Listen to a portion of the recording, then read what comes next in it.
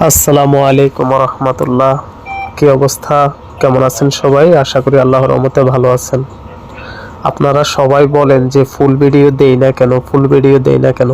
আসলে full video দিলে সবাই দেখে না পুরোপুরি, এই জন্য ফুল ভিডিও দিই না, সামান্য সামান্য দিই, মাঝে মধ্যে কাইটা কাইটা দিই। আজকে একটা ফুল ভিডিও দিছি, দেখি কতজনের দেখেন। অনেক সুন্দর, অনেক কিছুই দেখতে পারবেন। বাহিরের ক্যামেরা দিলাম, দেখেন বাহিরের কি অবস্থা।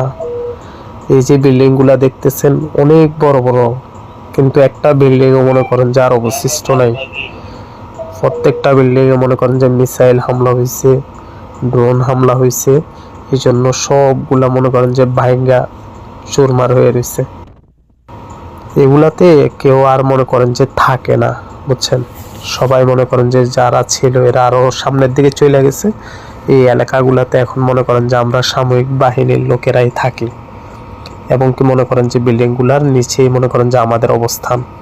এই দেখেন অনেক সুন্দর একটা জায়গা, মাঝখানে অনেক সুন্দর একটা লেক, চারপাশে কত বড় বড় বহুতল ভবনগুলা, দেখছেন জায়গাটা কত মনোরম। এই যে বিল্ডিং গুলা দেখতেছেন, কোনো বিল্ডিং এর মনে করেন যে দরজা জানালা কোনো কিছু অবশিষ্ট নাই, সবকিছুই মনে করেন যে ভাঙ্গা চুরমার হয়ে গেছে। দেখছেন মাটির সাথে সব মিশা রয়েছে। বাহিরের এই অবস্থা হইলে ভিতরের কি অবস্থা বোঝেন। দেখছেন একটা বিল্ডিং এরও ছাদ নেই, এই পরিস্থিতি আর কি। আসলে এই জন্যই আমি বলি যে যুদ্ধ আসলে কোনোদিনও মনে করেন যে ভালো কিছু বয়ে আনে না। এই যে রাস্তাগুলা দেখতেছেন, এগুলা হচ্ছে পাহাড়ি পথ, অনেক উঁচু উঁচু রাস্তাগুলা দিয়ে উঠতে অনেক কষ্ট হয়ে যায়।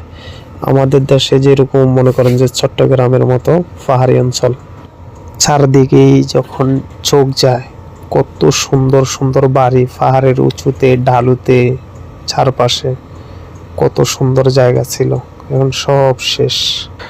ওকে, আল্লাহ হাফেজ, ভালো থাকবেন সবাই।